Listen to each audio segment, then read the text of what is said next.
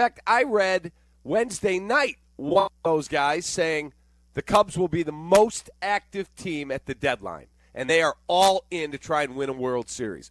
Lord knows in these parts, the times we have a team that has among the top 3 records in baseball are few and freaking far between. And so when you have a pretty darn good farm system, I understand no starters got moved. 0, other than Merrill Kelly, he was out of contract. There was no Mackenzie Gore. There was no who's the other kid? Joe Ryan. Those guys didn't move. I understand that. But guess what? Your bullpen could have used a real shot in the arm. You could have walked into your clubhouse today before you start a series with the moribund Baltimore Orioles who were trading people all away. And you could have said, see that guy right there? That's Joan Durant. He's one of the best in the sport. That's Mason Miller. Okay, is that pie in the sky because we didn't have the number 3 rated prospect in all of baseball? That's fine. That's Ryan Helsley. He now pitches for the Mets. Let's go to the Yankees, who picked not 1, not 2, but 3 high-end relievers. And you got very mediocre players. I like Willie Castro, so I'm going to put him to the side. I think Willie Castro is the kind of player that helps you win in October. He can play 7 positions. He's a really, really good, accomplished bench guy. That's fine. Of the guys you got, Mike Soroka, they're talking about using him in the bullpen. And if that's accurate, whether he's good at that part of the job or not is irrelevant. That means you added exactly 0 starting pitching. Well, we're getting back Tyone and Assad. That is the definition of mediocrity. That is the definition of Arturas Karnisovas and Mark Eversley telling you, patience, we're not going to be over-aggressive. They settled. They absolutely freaking settled. I got up yesterday and I said to my wife, big day today, hon. She's like, oh, what do you got going today? I said, it's the trade deadline. Are you out of your mind? The Cubs have a chance here to really cement themselves. Because if we win today, and I say we because I'm wearing a freaking Cubs shirt, if they win today and the Brewers lose, the Cubs are tied for the best record. And they're tied at the top of the division. With what, 60 games to go? We got 2 months of baseball. You could have walked in your clubhouse and said, guys, it hurt. I had to give up this guy.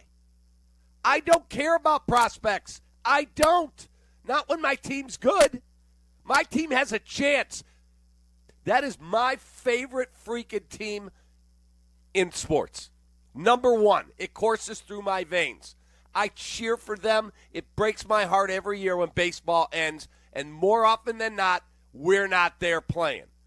You got a chance to be the last man standing, and that's what I get?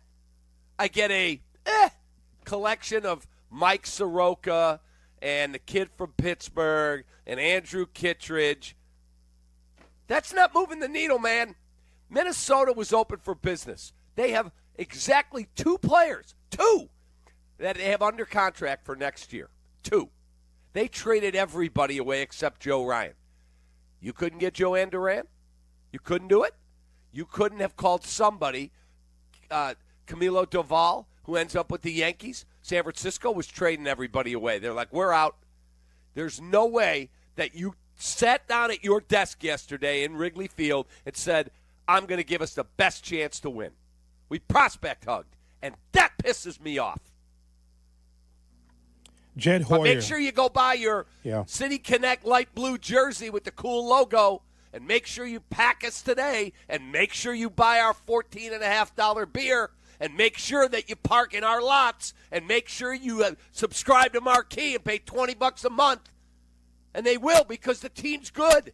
I'm excited for the last 2 months. You didn't try to win the World Series, and that is bull you-know-what.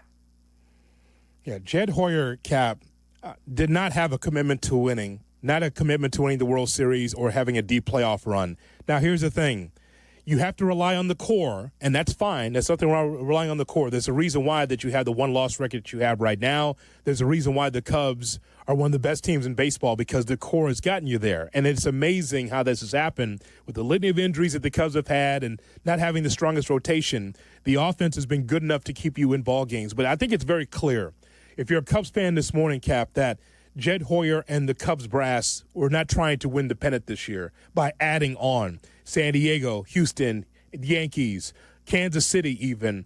There's a number of teams that were able to make splash moves to be able to put themselves in a position.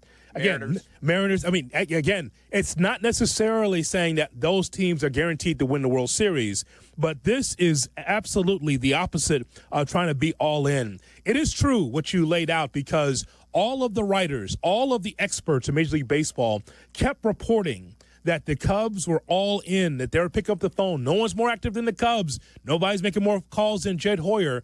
And look at what the trade deadline brought. It brought nothing to the table. Nothing.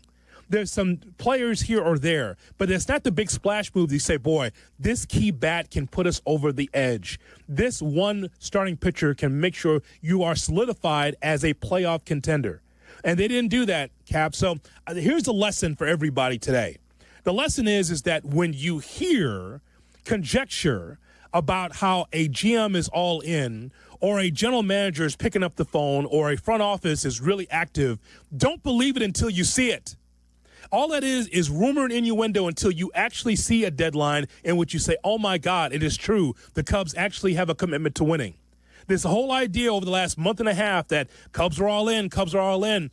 Picking up the phone is one thing. Actually having the balls to make a deal and putting it on the line, it's a whole different story, Cap. Travel and ESPN Chicago are teaming up for the ultimate fan getaway to Sin City to see the Bears take on the Raiders in Las Vegas. You get round-trip airfare, 3-night stay at Mandalay Bay, special live broadcasts and meet and greets with the full ESPN Chicago team, all-inclusive tailgate, tickets to Bears, Raiders, and more to come. Spots are limited, so don't wait. Reserve your spot today at truefantravel.com. Back to you. It's a difference between the two. People like Jed. I understand that. People like Jed because Jed likes to talk. Jed loves to talk about the Cubs. He loves to talk about the future of the ball club. But the one thing that Jed has not been able to do in this deadline and last year is be able to close. Being able to be liked is one thing. Great. He's affable. Affable. You're trying to win the World Series. We're in the face of a lockout here soon. Don't you want to lock it up first? Don't you want to make sure that you get as close as you can to the World Series? Being risk averse sucks in a big market. You can't do that in Chicago, Cap. You can't do it. So I speak on behalf of Chicago sports fans, and I speak on behalf of me saying that the Cubs are the only hope for a championship in the calendar year of 2025. And you feel like you're just standing still when you have a trade deadline what we just went through yesterday. So I'm looking at the ESPN article. MLB trade deadline 2025, biggest winners and losers. Here are the big winners. The Seattle Mariners. At a major market? Absolutely not. But guess what? They went and got my guy Eugenio Suarez. They got Josh Naylor. They've got a really, really good team. And they also added Caleb Ferguson, who's okay. And then they got a high-leverage setup guy. He's going to be their high-leverage setup guy. We'll see. But they went and they tried. The other winners, San Diego. That dude, I read a great article from Barstool on the insane number of prospects he's traded over the years to try and win. Guess what? All I know is that if the Cubs are fortunate enough to be playing the Padres in the postseason and they go to the eighth inning trying to come back down a run, I'm going to face Robert Suarez, and then I'm going to face Mason Miller in the ninth. Yep. That is as good as it gets. San Diego, a bigger market than us? Absolutely not. How about the Phillies? The Phillies have a really, really good team. Need a backup outfielder? Let's go get Harrison Bader. He could start for a lot of teams. Really, really good player. Oh, you know what? We have this kid, Mick Abel. He's a really good prospect. In fact, I think he pitched against the Cubs this year. We've already got a really good starting pitching rotation. Zach Wheeler, Christopher Sanchez, Ranger Suarez. Why don't we go get Joan Duran? He may be the best closer in the sport. If he's not, he's certainly in the top five. Add. Oh, how about the Mets? They've got Edwin Diaz. Well, why don't we go add on Ryan Helsley and Gregory Soto and Cedric Mullins because we need to get a center fielder. Yeah. Oh, nice job. How about Houston? The Astros got, hey, Carlos Correa, I know you make a ton of money. You want to come home, play third for us? In. Bam. Minnesota trades him. They get Jesus Sanchez, so they get a left-handed bat. They get a utility player like the Willie Castro guy we got in Ramon Urias. They get back their shortstop today from injury. All of a sudden, they look totally different. How about the A's? They get the best prospect potentially in baseball in 18-year-old Leo DeVries, and they trade Mason Miller. That's a win for them because they don't have any money. How about the Yankees? Brian Cashman promised, this is his quote, we're going to go to town at the deadline. Ryan McMahon, Jose Caballero, Ahmed Rosario, David Bednar, Austin Slater, Jake Bird, Camilo Doval. That's 7 new players. That's going for it. That's 25% basically of your roster is going to turn over. Yeah. 7 new players. The Twins, that's just pathetic. If you're a fan of the Minnesota Twins, to see all these guys gone, that's just a joke. But then the number one loser after the Twins, Chicago Cubs. The Cubs weren't inactive. They added Willie Castro. Again, I'm not denigrating Willie Castro. I like that get. In and of itself, and I was listening to MLB Network, Bowden and Jim Duquette and Steve Phillips, they all raved. They said, that is a good get. Michael Soroka, Andrew Kittredge. I mean, Taylor Rogers. Taylor Rogers. I mean, okay, and you got rid of Ryan Presley. Thank God. You paid $8 million for Ryan Presley.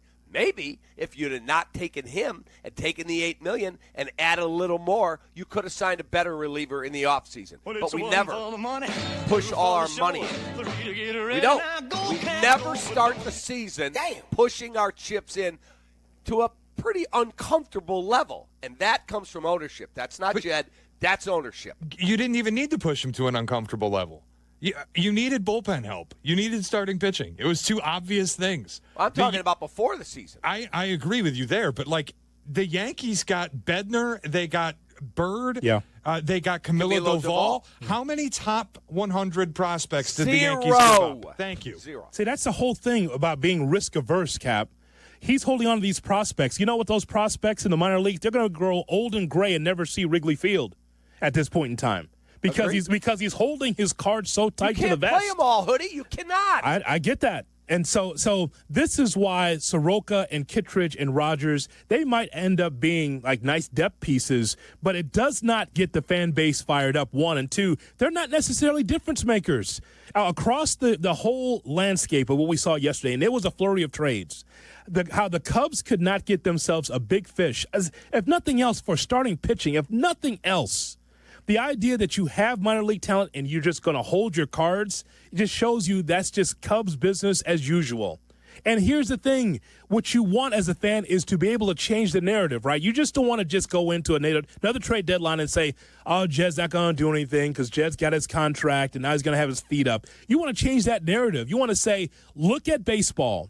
Look at where baseball is. No one is a favorite. Let's be the favorite in the National League. Let's do what it takes to be able to fill the holes. Just DFAing people, just to DFA people as an executive order for Jed Hoyer does not necessarily mean your team's better.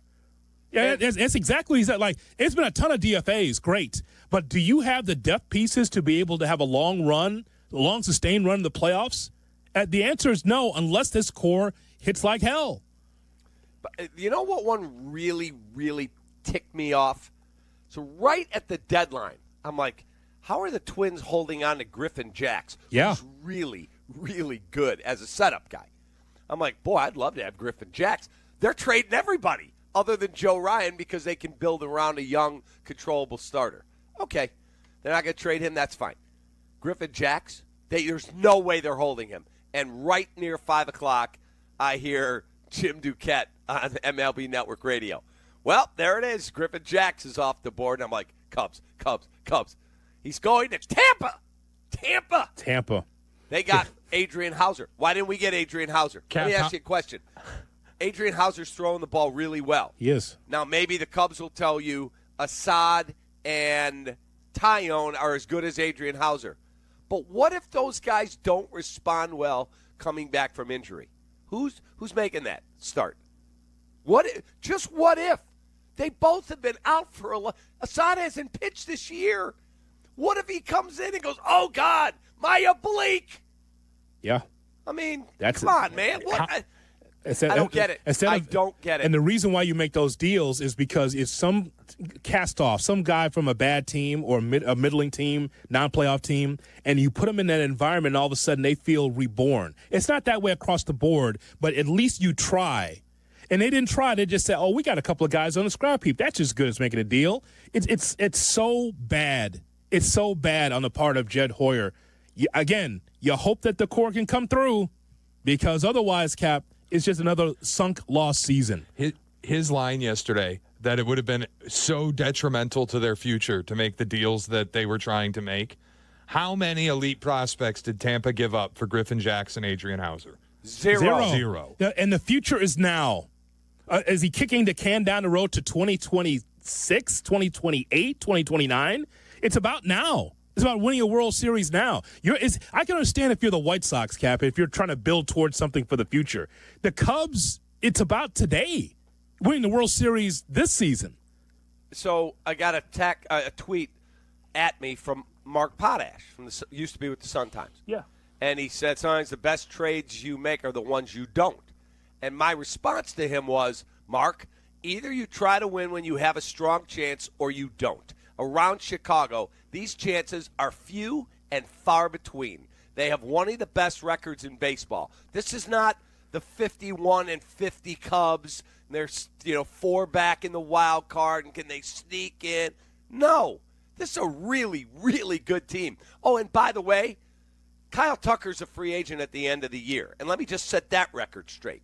Kyle Tucker is a very, very good baseball player who had an absolutely horrific last 30 days. He had 218. He would tell you if he was on with us, dude, I got to be way better. He had a big double the other day against the Brewers. Yeah. I hope he gets, as the late Ilya would say, effing hotter than you know what, and stuff it up everybody that doubted him. I hope he does.